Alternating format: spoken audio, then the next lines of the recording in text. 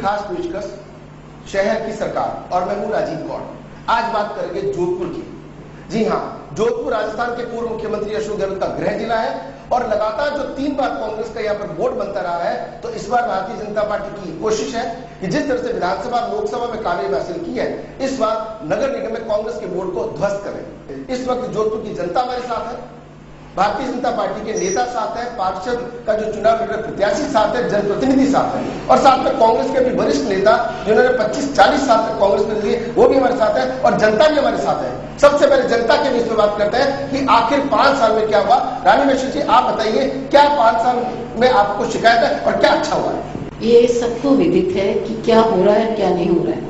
आप शहर को देखें तो आप खुद भी समझ सकते हैं। मेरा तो कहना यही है कि जो भी इलेक्शन में खड़े होते हैं, उनका मकसद क्या है, क्या करना चाहते हैं वो शहर के लिए, या उनका कुछ और मकसद है इलेक्शन जीतने के लिए। पार्टी को ही जिताना उनका मकसद है या शहर के लिए भी कुछ जिम्मेदारी है। गोविंद श्रीवाणी जी से पूछूंगा, आप जोधपुर के वरिष्ठ जो है, नागरिक भी है, कांग्रेस के भी वरिष्ठ है, आपको लगता है कि इन्होंने जो बात की तो सच है? रानी जी ने जो कही ये बात वो बिल्कुल सच है कि जो लोग चुनाव नगर निगम के लिए लड़ रहे हैं, वो कम से कम ये तो जनता को बताएं कि वो किस मुद्दे को लेकर के चुनाव लड़ने जा रहे हैं और उनको नगर निगम का कितना अनुभव है कि वहाँ कैसे काम होते हैं, वहाँ कैसे मीटिंग होती है, वहाँ कैसे कार्रवाई करनी चाहिए। ये सब बातों का अनुभव उन लोगों को होना चाहिए जो लोग चुनाव लड़ना चाहते हैं और लड़ रहे हैं। इतिहास की बात आप लिखी, कैलाश कंसाली जी, आप विधायक है जोधपुर के, आप क्या कहेंगे ये जो गोविंद श्रीवाणी जी की बात में कितना दम है? गोविंद श्रीवाणी जी या रानी जी की जो बात है, उन्होंने उसने स्वीकार किया है जनता को चाहती काम नहीं हुए।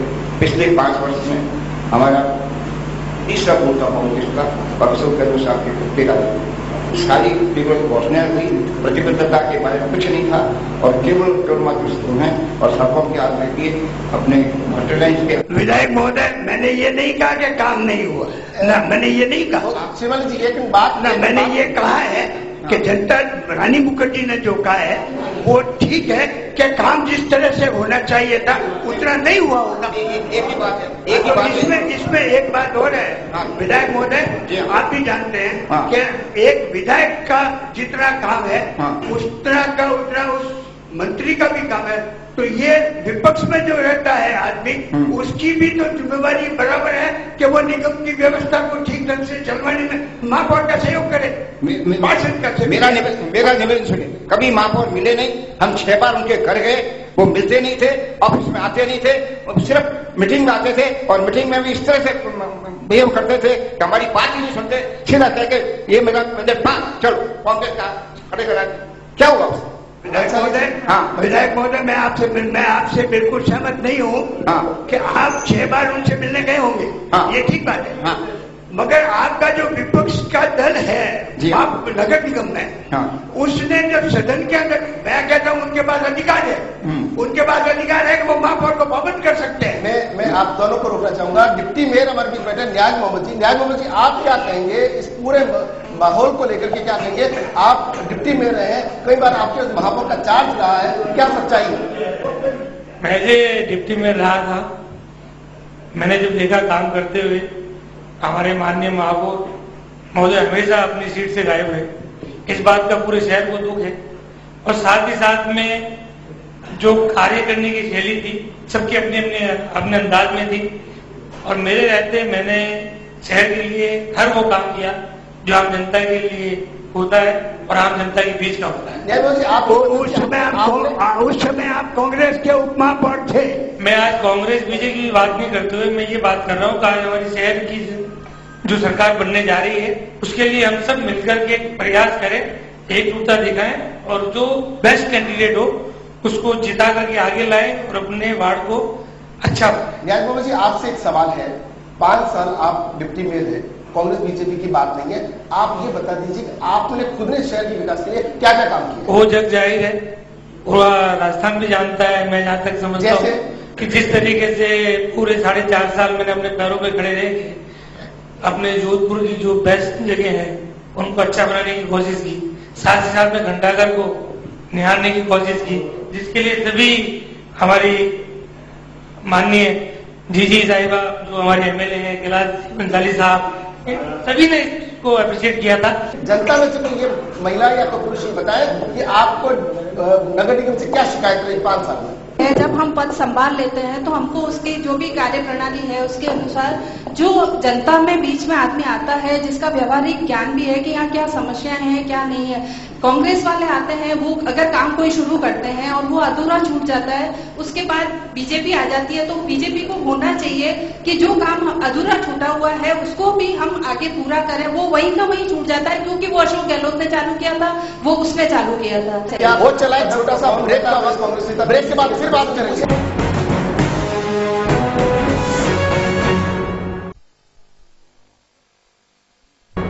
शहर की सरकार कार्यक्रम में एक बार फिर से आपका स्वागत है। हम हैं जोधपुर में और जोधपुर के अंदर चूंकि जैसा पहले बताया कि 3 बार कांग्रेस का बोर्ड रहा है नगर निगम में, इस बार भारतीय जनता पार्टी उस किले को तोड़ना चाहती है। जनता से पूछते हैं कि बेसिक जो तकलीफ है उनकी क्या तकलीफ है, उसकी जो इन निगम बोर्ड वालों कितनी सुनी है।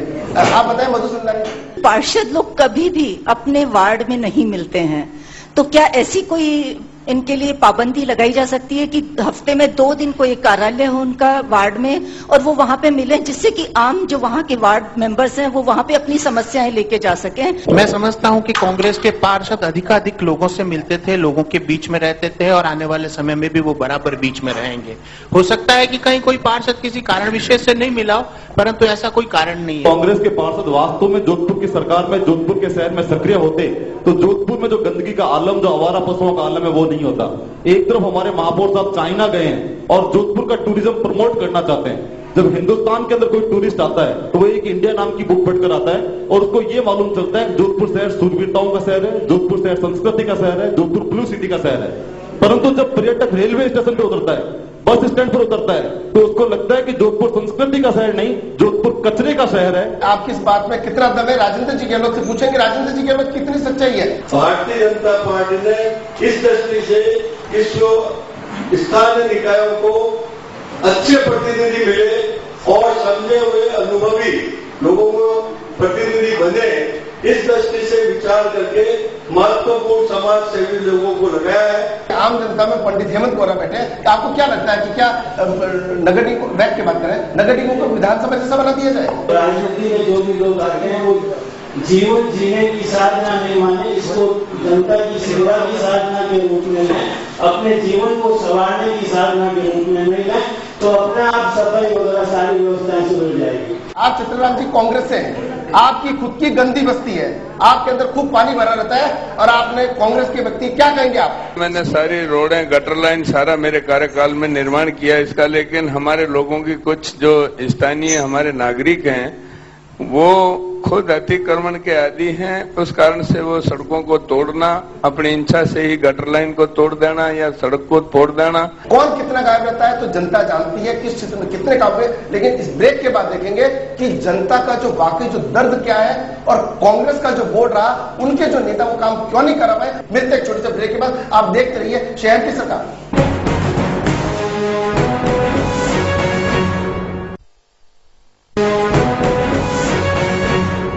शहर की सरकार कार्यक्रम में एक बार फिर से आपका स्वागत है। प्रवीणा लाठी जी, आप कुछ कह रही थी। काम होता है पर कंटिन्यूटी किसी काम में नहीं रहती। पार्क पड़े, एरिया छोड़ा हुआ है, कांटे पड़े, बच्चे खेले तो खेले कैसे, रोड पे आए तो एक्सीडेंट हो जाता है, तो कुछ भी कंटिन्यूटी नहीं है। बहुत बहुत परेशानी हो रही है। जी 1 मिनट के लिए सपना देख लेते हैं, हकीकत तो बाद में पता लगती है। मान लो बीजेपी का बोर्ड आ गया तो जोधपुर, अभी कह रहे हैं कि कांग्रेस ने कहा कि पेरिस हमने बना दिया है, आप क्या बोलेंगे? पार्षद रहे हैं, कभी भी हमारे जो चेयरमैन थे ये नहीं सोचा कि कांग्रेस का है, बीजेपी का, किसका है। सबको बाकायदा हर व्यवस्थित ढंग से काम होता। आप ये बताइए कि 15 साल में, जैसा जीजी ने कहा कि जो काम नहीं हो पाए, वाकई कहीं कमी नहीं रही, कि क्या कहना है आपका? जी मेरे ख्याल से 15 साल से, माफी चाहूंगी छोटी हूँ, वो पार्षद से जुड़ी नहीं रही, लेकिन वो की वो व्यवस्था थी। सुबह 6 बजे हाजिरी होती है, बीट ब्यो पे वो चलता है, उतनी संख्या में जितने वार्ड में कर्मचारी होने चाहिए उतने होते हैं, क्योंकि मैं भी एक पार्षद रही और 11 बजे भी हाजिरी होती है, 3 बजे भी होती है और 6 बजे भी होती है। लेकिन जनसंख्या बढ़ती गई और भी अब उसमें अव्यवस्थाएं होती गई। जनता को ये फर्क नहीं पड़ता है कि पार्षद बीजेपी का है या कांग्रेस का है, उनका तो ये होना चाहिए कि जो एरिया है, और होता भी यही है। आज हमारे एरिया में जितनी भी प्रॉब्लम्स है, हमारा पार्षद चाहे बीजेपी का हो चाहे कांग्रेस का हो, उससे कोई फर्क नहीं पड़ता अगर वो काम नहीं कर रहा है तो। देवेंद्र जी, पिछले 10 महीने से तो बीजेपी की सरकार है और 10 महीने में बीच में ठेकेदारों की हड़ताल हुई है, जनता परेशान है, क्या जवाब आपका है? 10 महीने से जैसे नगर निगम बोर्ड पे हमारी सरकार है, नगर निगम पे कांग्रेस का कब्जा है, तो वहाँ अभी तक हमारा सीधा हस्तक्षेप नहीं है। राज्य सरकार ने जरूर पहल की है। हम आप अगर हमारी प्रतिबद्धता देखें तो हमारे प्रधानमंत्री जी ने स्वच्छ भारत अभियान प्रारंभ किया है। किसको देख के किया है? स्थानीय स्तर पे आपकी गली, आपका मोहल्ला, आपका शहर सुंदर। पवन मेहता वरिष्ठ कांग्रेस नेता पीसीसी के सदस्यों से पूछेंगे कि क्या ये बात सही है? विकास में आइडियोलॉजिकली बात नहीं होती है कि मैं भारतीय जनता पार्टी का हूं तो मैं विकास इस ढंग से करूंगा, मैं कांग्रेस का हूं तो विकास इस ढंग से करूंगा। कांग्रेस ने काम किया है, जब जब कांग्रेस को मौका मिला कांग्रेस ने काम किया और विकास करके बताया है।